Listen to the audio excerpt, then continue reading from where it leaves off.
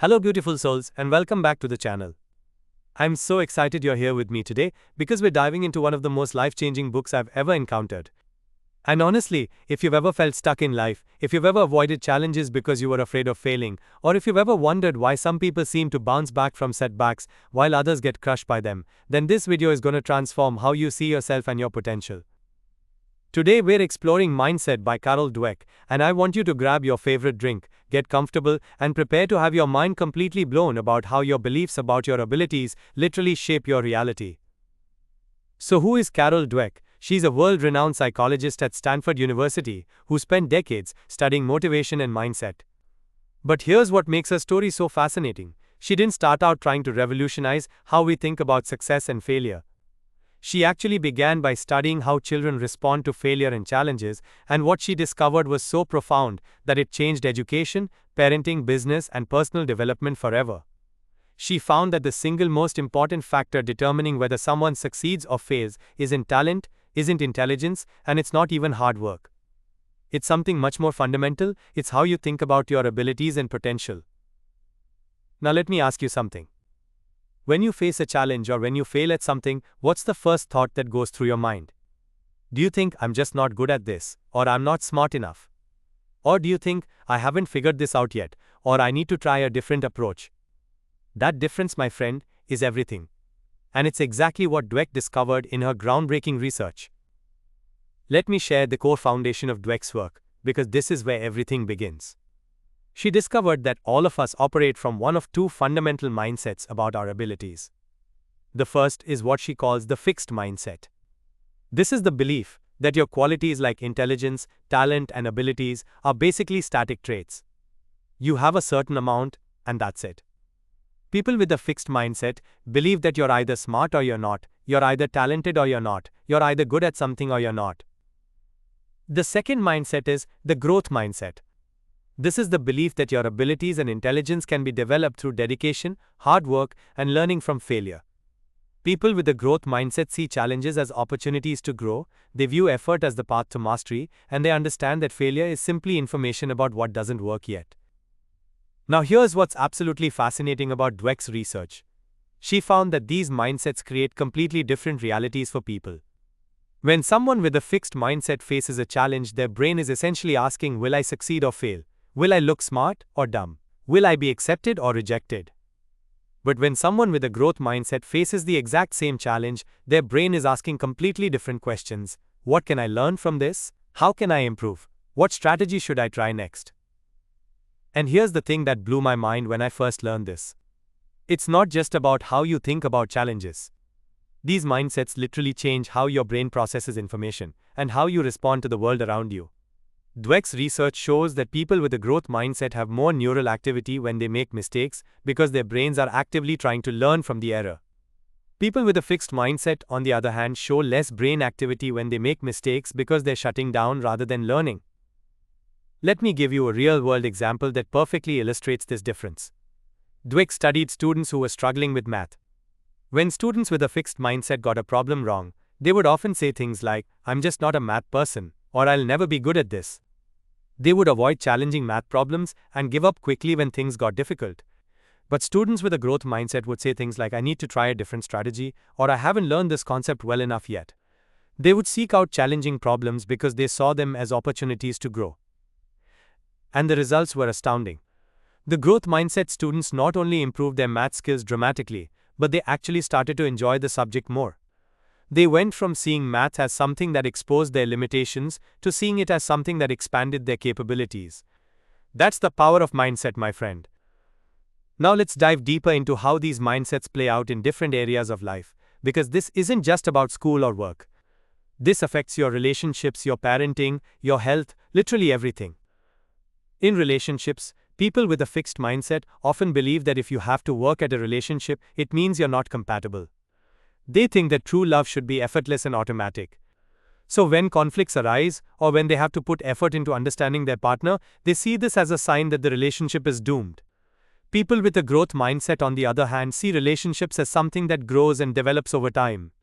They understand that working through challenges together actually strengthens the bond and deepens the connection. In parenting, and this is so important, Fixed mindset parents often focus on praising their children's intelligence or talent. They say things like, "You're so smart," or "You're naturally gifted at this." But Dweck's research shows that this kind of praise actually creates a fixed mindset in children. The child starts to believe that their worth is tied to being smart or talented, so they begin avoiding challenges that might reveal they're not as smart as everyone thinks. Growth mindset parents, however, praise effort, strategy, and improvement. They say things like, "I can see how hard you worked on this," or "What strategy did you use to solve that problem?" This creates children who are resilient, who embrace challenges, and who understand that abilities can be developed. In business and careers, the difference is equally dramatic. Fixed mindset leaders often surround themselves with yes people because they're threatened by others who might outshine them. They see their employees' success as a threat to their own position. Growth mindset leaders, however, actively seek out talented people and aren't threatened when their team members excel. They understand that everyone's growth benefits the entire organization. But here's what I find most powerful about Dweck's work. She discovered that you can actually change your mindset. You're not stuck with whatever mindset you currently have. The brain has neuroplasticity, which means it can form new neural pathways throughout your entire life. Every time you choose to view a challenge as an opportunity to learn rather than as a test of your abilities, you're literally rewiring your brain toward a growth mindset. So, how do you start developing a growth mindset? First, become aware of your fixed mindset voice. We all have both mindsets within us, and the fixed mindset voice will show up, especially when you're facing challenges or setbacks. It might say things like, "Maybe I don't have what it takes," or "I should probably quit before I embarrass myself." When you hear that voice, don't judge it or try to silence it. Just acknowledge it, and then consciously choose to respond from a growth mindset. Second, reframe your challenges and failures. Instead of asking, "Am I good enough?" start asking, "How can I improve?" Instead of thinking, "I failed," think, "I learned something valuable." Instead of, "This is too hard," try, "This will help me grow." These simple shifts in language create massive shifts in how your brain processes experiences. Third, focus on the process, not just the outcome. Celebrate the effort you put in, the strategies you tried, the progress you made, not just whether you succeeded or failed. When you focus on the process, you're building the neural pathways that support continuous learning and growth. And here's something beautiful that Dweck discovered. When you truly embrace a growth mindset, failure stops being something to fear and starts being valuable information. Every setback becomes data about what doesn't work, which brings you one step closer to finding what does work. Every challenge becomes an opportunity to develop new capabilities. Every criticism becomes a gift that helps you improve. Let me share one of my favorite studies from the book. Dweck took students who were failing in school and taught them about the growth mindset. She showed them how the brain grows new connections when you learn something new. She taught them that intelligence isn't fixed, that they could literally grow their brain power through effort and strategy. The results were incredible. These students, who had been labeled as failures, started improving dramatically. Their grades went up, their motivation increased, and they began seeking out challenges instead of avoiding them. That's the power of understanding that your abilities aren't set in stone. Now, let's talk about some key distinctions that are absolutely crucial to understand. First, having a growth mindset doesn't mean believing that everyone can become anything with enough effort. That's not realistic, and it's not what Dweck is saying. What it means is that everyone can improve, everyone can learn, and everyone can develop their abilities far beyond where they currently are. Second, effort alone isn't enough. This is a common misconception about the growth mindset. It's not just about working hard, it's about working smart. It's about using effective strategies, seeking feedback, learning from mistakes, and continuously adapting your approach. Mindless effort without learning and adjustment won't lead to growth. Third, you can have different mindsets in different areas of your life. You might have a growth mindset about your career, but a fixed mindset about your relationships. Or you might have a growth mindset about learning new skills, but a fixed mindset about your creativity. The key is becoming aware of where your fixed mindset shows up and gradually developing a growth mindset in those areas. Here's something that might surprise you. Dweck found that many people who think they have a growth mindset actually have what she calls a false growth mindset. They use growth mindset language, but their underlying beliefs are still fixed. For example, they might say everyone can learn anything, but when they struggle with something themselves, they quickly conclude they don't have what it takes. True growth mindset isn't just about what you say, it's about how you actually respond to challenges, setbacks, and criticism. So, how can you tell if you're truly developing a growth mindset?